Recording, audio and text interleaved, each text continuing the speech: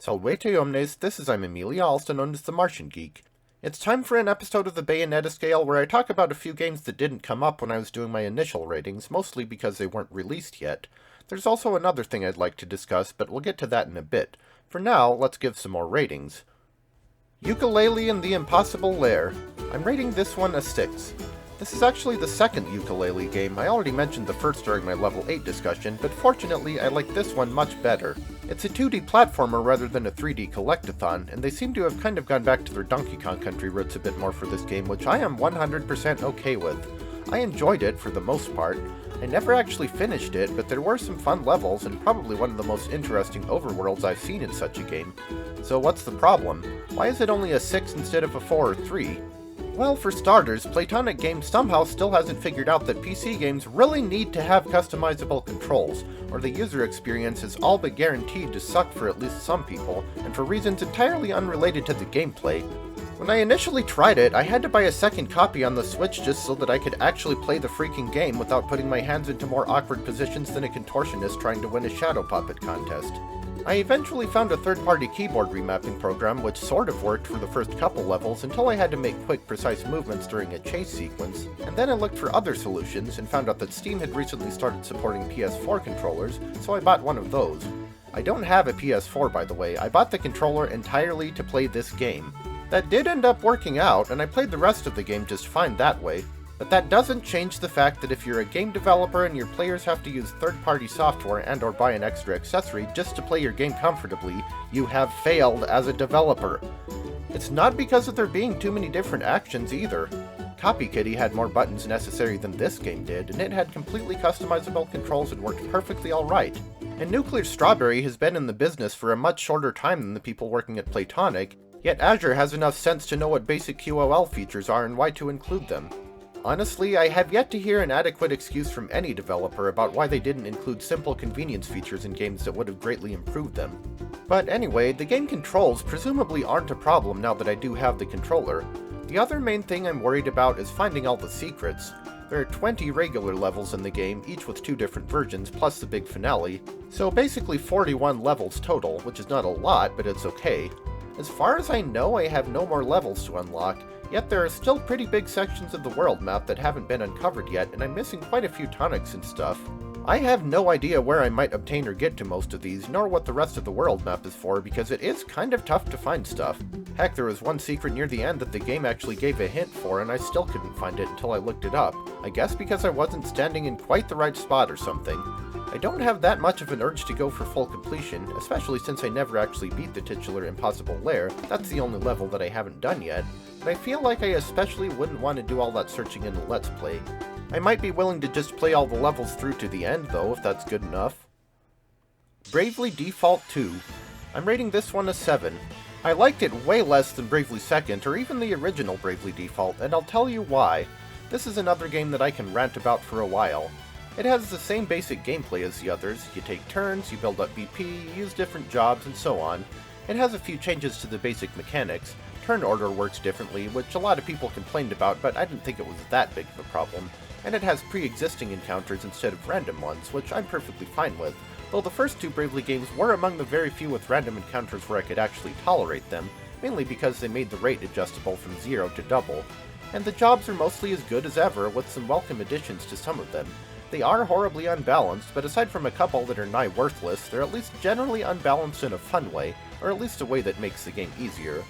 The big problems with this game though, the yellow and purple striped elephants in the room that are leaving 50 pounds of poop on the carpet and breaking all the furniture, are some of the new mechanics they added, as well as some that they took away. The worst one by far is the counter system. You know how in the first 2 games there are a few bosses that could counterattack you? Kami, Zumi, Kikyo, and Jan all had ways of doing it. Imagine what fighting those bosses was like. Now imagine that every boss in the game except the first one and maybe 1 or 2 others could do that. Imagine also that they didn't need to spend a turn or BP to use their counter abilities, that their counters could result in things other than just damage, such as status effects or even gaining BP, that there was no limit to the number of times they could do it, that they could counter actions that you take that didn't even involve attacking, and that they could counter multiple different actions at once. Imagine that they could counter you for doing things like healing, buffing, using items, using specific jobs, and even defaulting. You know, half of the game's main gimmick? If you haven't played Bravely Default 2, you might be thinking, goodness, that sounds absolutely miserable. This is just a hypothetical scenario, right? Nope, not in the least. This is 100% no exaggeration exactly how it is in the game. They actually thought that free arbitrary counters for basic gameplay actions were a good idea. Now personally, if I were developing an RPG and deliberately trying to make it as unfun as possible, there are a few things I could come up with that would be more effective at that than having the bosses counter the player for seemingly everything. And as far as I know, this game wasn't made by Bennett Foddy, or the person responsible for I Wanna Be the Guy or anything, so did they just not have playtesters? Did nobody ever play it and say, hey, this is annoying as crap, you might want to change it before release? Another big thing that brings the game down is missing quality of life features. There are no longer any maps for dungeons, which is especially frustrating in this game because a lot of the dungeons are pretty confusing. The airship comes to mind, as do all of the late game elemental dungeons. There's no quest log, so if you don't make your own checklist for them, good luck remembering which ones you've done and which ones you haven't. You can't save party loadout configurations anymore, which is an amazing feature in Bravely Second, and I wish it were in more RPGs. I would have loved it in most of the Trails games. And this might not be that big a deal, but boy did they wimpify the special moves compared to the first two games. You get one per job and they can't be customized at all. They also nerfed several things pretty heavily from the first two games. For instance, buffs and debuffs have much shorter durations now, and the success rate for stealing is abysmally low. Another new addition that I hated was equipment weight. In theory, it was presumably supposed to prevent you from just equipping the best equipment as soon as you could get it, but literally no other RPG I've played took issue with that, so why is it suddenly a problem here? It really doesn't help that your weight affects turn speed, and your maximum weight varies depending on your current job, which tends to make the squishy jobs even squishier and the slow ones even slower. Just ARG! To this day, I have no idea how they managed to screw this game up so badly, especially since they had two previous entries to take inspiration from. People understandably complain about Paper Mario Sticker Stars mechanics, but I almost feel like even that game was better thought through than this one. In terms of density of dumbfoundingly bad ideas, this is probably more like Mega Man X6. But you know what the difference is between Mega Man X6 and Bravely Default 2? One is the worst game in its series, a sequel that was clearly rushed as heck and shouldn't have even been made if they were going to do such a shoddy job on it, being absolutely full of terrible level design, tedious bosses, mechanics that pretty much punish you for playing the game, and just generally obnoxious concepts that make the game almost too irritating to play through once, let alone multiple times, and the other one is about a blue robot. And overall, I've definitely looked back on one of those games with more fondness than the other, and I'll give you a hint, it's not the RPG. So you may be wondering, if this game is so bad, if it's basically the Yoshi's Island DS of the Bravely series, why isn't it higher than a 7? Well, for one, I did enjoy it to some degree, and I could clearly see that the game could have been great if it had just had some of the wrinkles ironed out. Also, I actually played Bravely Default 2 all the way through to the end, and even started a second playthrough, which is certainly more than I can say for most of the 8, 9, and 10 games, or even most of the 7s. Granted, I think a lot of that is how easy the game is to break. Bravely games have always had their overpowered abilities and combos, but in this game you barely even need to try to find them.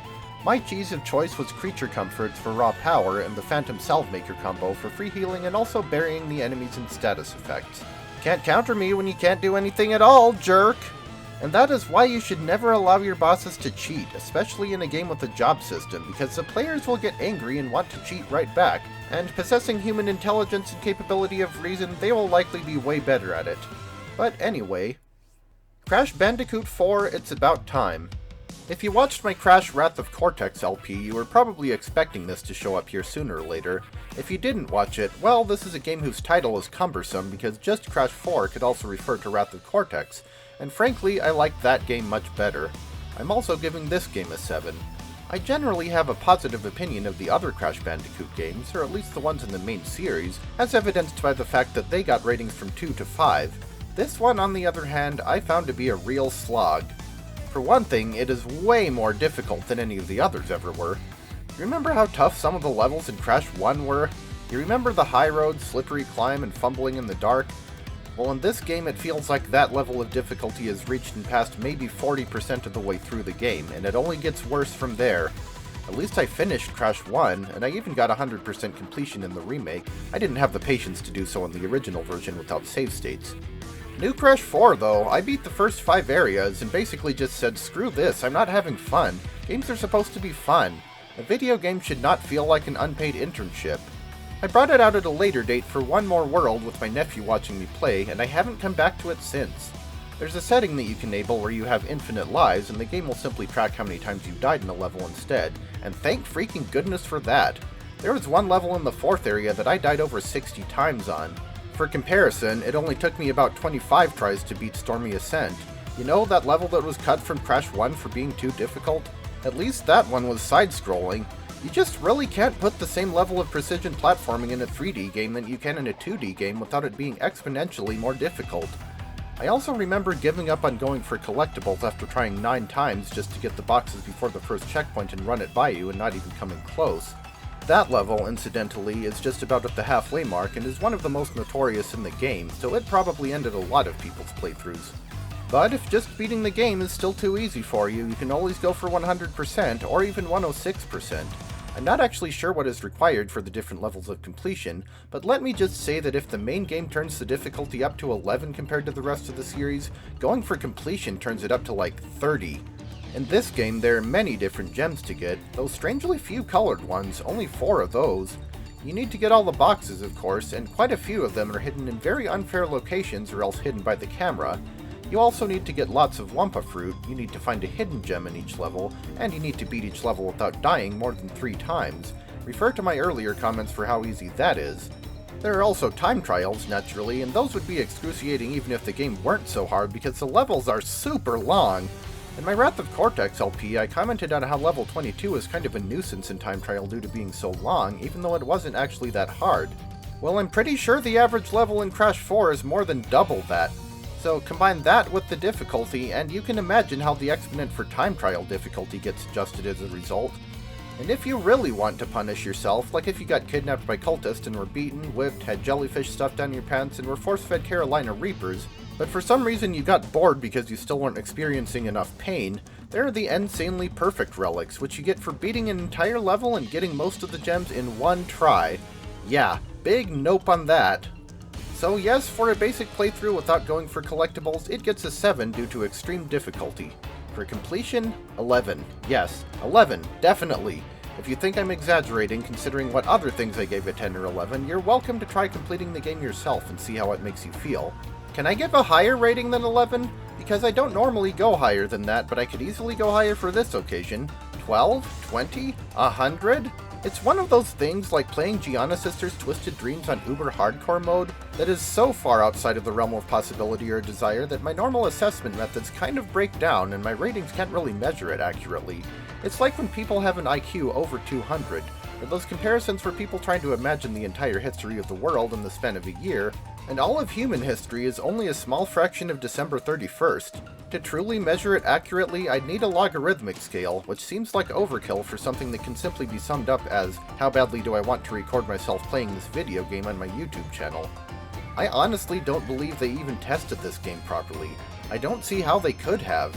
Well, okay, their testers could have been that particular type of crazy uber hardcore players who find things like Toho and Kaizo too easy, so they design things that are even more difficult than that, like the extra hard pit hacks and stuff, and they're probably Asian.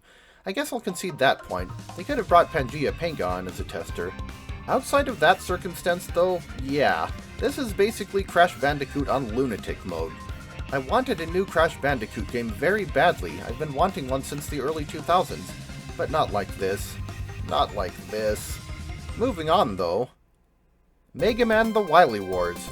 This is essentially a remake of the first 3 Mega Man games for the Genesis, or technically the Mega Drive since it never got an official US release originally, with a few extra stages and bosses for once you finish them all.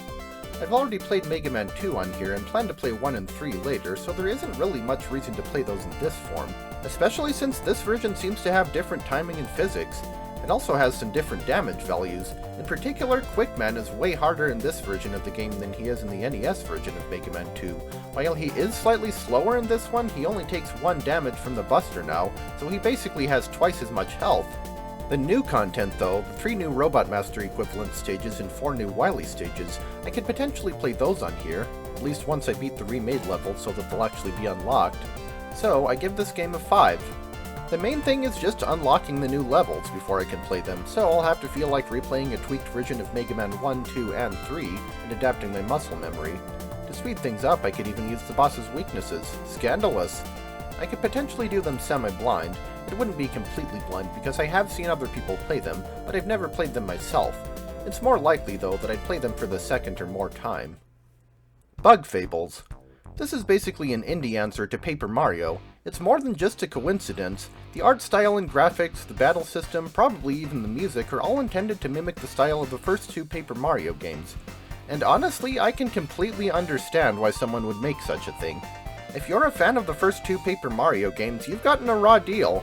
Nintendo followed those up with a game that was not an RPG, then, depending on who you ask, anywhere from 1 to 3 that were a little more RPG-ish but clearly had some deep design flaws and still didn't feel much like the first two. And of course the Mario and Luigi series gave up the ghost when Alpha Dream went bankrupt. Around 2003 to 2005 we had 2 active Mario RPG series. We now have 0, and Nintendo seems to have absolutely no interest in changing that. So yeah, just like with Sonic and Freedom Planet, if you're an indie game developer who also happens to be disappointed by a big-name IP holder stubbornly refusing to put out any worthwhile games in the series you like, I would argue that making a game with similar concepts is the morally correct thing to do. Now we just need an indie version of Crash Bandicoot, maybe Donkey Kong Country and Mega Man 2, and no Kazuya and the Wild Masks and the Legend of Dark Witch aren't good enough. Yeah, Bug Fables is a lot like Paper Mario. In fact, it's like Paper Mario to a fault. It not only mimics the style, it even copies the flaws of Paper Mario, despite having come out nearly 2 decades later and therefore having much less of an excuse for them. Look people, when we said we wanted games that play like the ones we had growing up, we didn't mean you should include the bad parts of them too. Level ups feel underwhelming as heck, enemies still pick fights with you even when there's no benefit to fighting them, the inventory is still minuscule, bosses still hit you way harder than you can hit them, the world is still kind of a nuisance to navigate. I mean, from what I played, I guess at least it doesn't have Dark Koopas. And I don't think you can get a game over because the RNG made the stage that you're fighting on freeze your entire party until your health dropped to 0 with there being absolutely nothing you could do about it. Still, you'd think they'd have put more effort toward quality of life features.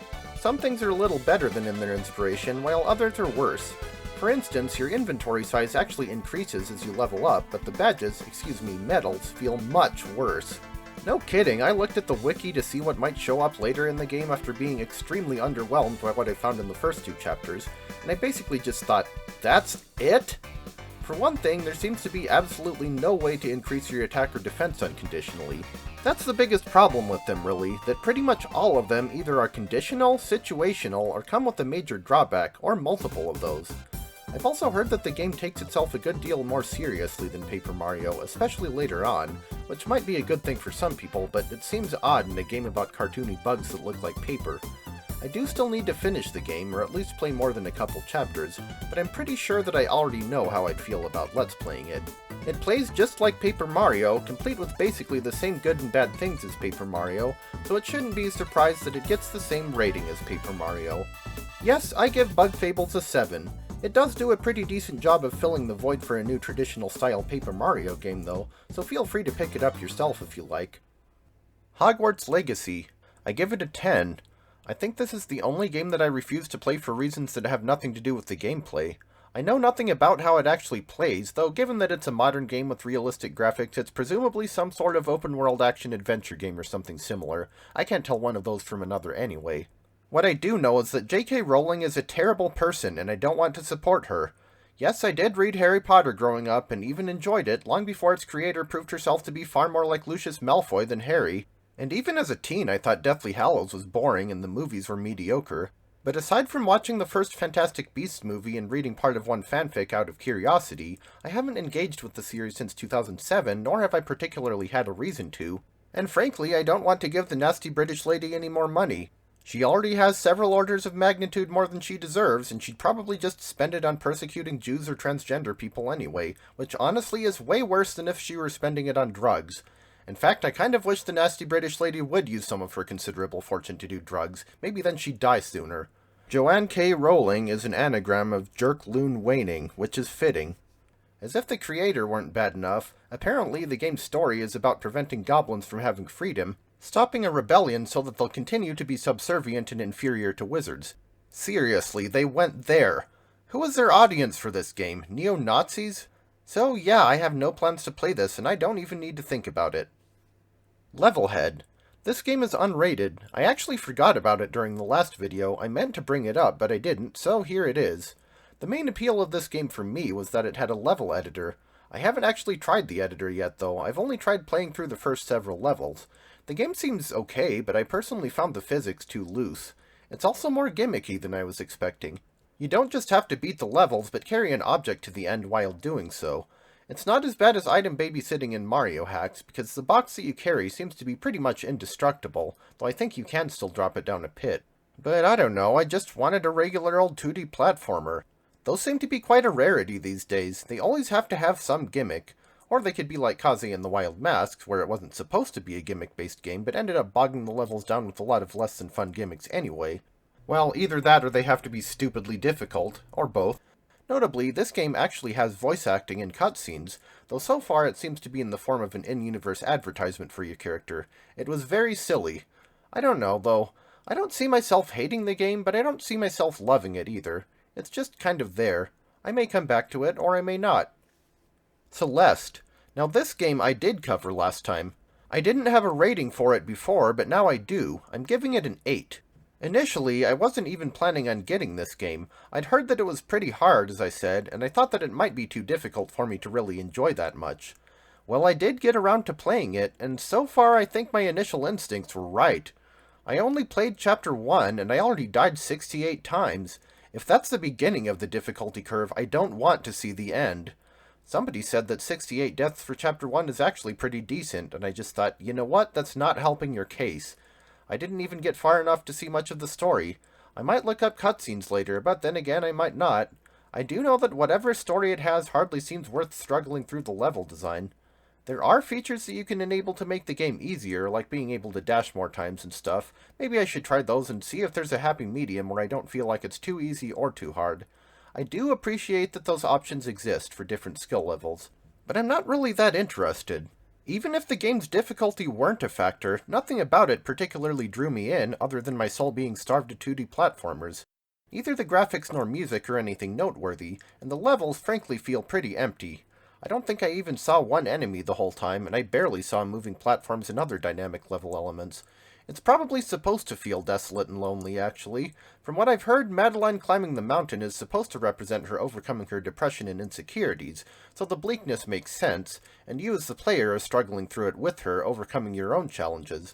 Well, not having seen the story, I don't know how it actually plays out, but the message that I got from it was that conquering your depression is too much work to bother with, and you should just give up and do something else, or maybe take other people's word for what life is like after you manage to overcome it. Girl, screw the mountain, go get yourself some SSRIs. You'd think that the longer I play video games, the better I'd get at them, which is true, but at the same time, I feel like the older I get, the less patience I have for this sort of stuff, especially when there are other games that I can play. I can occasionally get bored by a game being too easy, but repeatedly running into a brick wall is pretty boring too. Certain games on hard mode. I'm putting this in this section because it varies depending on the game. I've briefly touched on one or two of these, but let's put them all together. Mega Man 10's hard mode gets a 7. It is better than most of these due to having differences beyond just stat changes, but it's still not any more fun than the standard difficulty, and it's a lot more enemy spammy. I played this on my own time, and one notable difference was that I used special weapons a lot more. Tip for anyone else who thinks of doing it, beat the special stages first. You'll start out with the weapons from those even on a new game in hard mode, and they'll be very helpful for dealing with the first few stages. The hard modes of Mega Man X games that have them are much the same. I haven't tried many of those, so I don't really know what they change. I know that Mega Man X8 doesn't give you any extra lives without buying them from the shop, and furthermore, you can only have 3 at maximum, and X6 makes some enemies faster and their AI trickier. I'm actually kind of curious what Mega Man X6 would be like on hard mode. That game is already hard, so I wonder how much nastier it would get. Still, we'll give it a 7, and we'll give the rest an 8. Now let's talk about Falcom games. They often have 4 or 5 difficulty levels, and I think I can give all of the ones I've played the same ratings, 10 for hard and 11 for nightmare. In Ease and Trails, I never felt the need to increase the difficulty because I thought it was too easy. Too easy? I played all of them on normal, and I thought the level of challenge was just fine. I wouldn't really have wanted any of them to be harder, particularly East Origin. In fact, I think the harder difficulties would have been a slog. People will say things like, oh, Trails of Cold Steel is so easy, you can play it on Nightmare and still come up with combos that completely destroy any boss you fight. And I just think, okay, but I have better things to do with my video game time, let alone my life as a whole. I'm glad that the harder and easier difficulties are there for people who want them, though. More games should have a variety of difficulty settings like that. Heck, a good friend of mine started the Trails series with Trails of Cold Steel 3 on Nightmare and still managed just fine, though she was used to playing Shin Megami Tensei games, which might explain a lot. Anyway, another one that I've mentioned is Giana Sisters Twisted Dreams. This is another game that's already more than hard enough on the default difficulty setting, so you can imagine what the higher ones are like. From what I knew, there is Hard Mode, which has fewer checkpoints, in which I'd give a 10, Hardcore Mode, which has no checkpoints at all, in which I'd give an 11, because that sounds excruciatingly frustrating, not to mention pointless, and Uber Hardcore Mode, which starts the entire game over from the beginning if you die, and which gets a super mega 11, or a 12 or something. That's the point at which I need the aforementioned logarithmic scale. This game on Uber Hardcore might be the only thing I've mentioned so far that's actually less likely than getting 106% completion on the new Crash Bandicoot 4. And that is not something I say lightly. A couple more games that have hard modes are Mega Man 11 and The Lion King, and while it seems odd to put these two games together, they both get the same rating and for the same reason. These hard modes get an 8, and that is because they are pretty much pointless. Mega Man 11's hard mode just makes you take a little more damage and removes all energy pickups, which seems really lazy compared to Mega Man 10 changing enemy layouts and giving bosses new attack patterns. And as far as I can tell, the only differences between difficulties in The Lion King are how many lives you start with per continue, and how many hits certain enemies take. In fact, the only enemies that even seem to be affected are the hyenas and vultures, so playing it in hard mode would mostly just make the elephant graveyard really annoying while barely doing anything to the rest of the game. Copy Kitty's hard mode gets a 5, the same rating as the normal mode, because unlike every other game on this list, the hard mode here actually continues the story. It does get pretty tough. As you'll recall, during my original LP of this game, I couldn't even beat the first world on hard mode. I don't know exactly what's different now, if they actually adjusted the game or if I'm just better at it, but I beat it once, so I don't see any reason that I couldn't do it again. Finally, there's Mega Man X Corrupted. From what I know, this game actually has 5 difficulty settings, though rather than being 2 levels of easy, normal, and 2 levels of hard like it is in Falcom stuff, I think it's actually easy, normal, hard, very hard, and extremely hard. I'm not sure though. I feel like I could probably do the lowest hard mode setting at least. One idea I had was to play on 3 different difficulties with 3 different characters, 1 character per difficulty, but we'll see how close that actually pans out. I don't have an actual rating for this one though. Like I said, we'll concern ourselves with waiting for it to come out before worrying about what difficulties I should play it on. Finally, let's discuss the time trials for the remakes of the first 2 Crash Bandicoot games. Yes, the Insane Trilogy versions added time trials to games that originally didn't have them. I'm giving them a 10. I didn't care for the time trials in Crash 3 and 4 as it is, but they were necessary to complete the game. For Crash 1 and 2, they get you absolutely nothing but bragging rights, because, you know, they weren't there originally, and those games weren't really designed for it, not to mention they feel like they'd be significantly harder to do, particularly Crash 1. So no, I already put myself through that frustration for 2 games, I don't feel like doing it for 2 more. So yeah, there are some more games to add to the list of ratings if you've been keeping track. After this, there should be only one more video left to go for this project. Join me next time for that.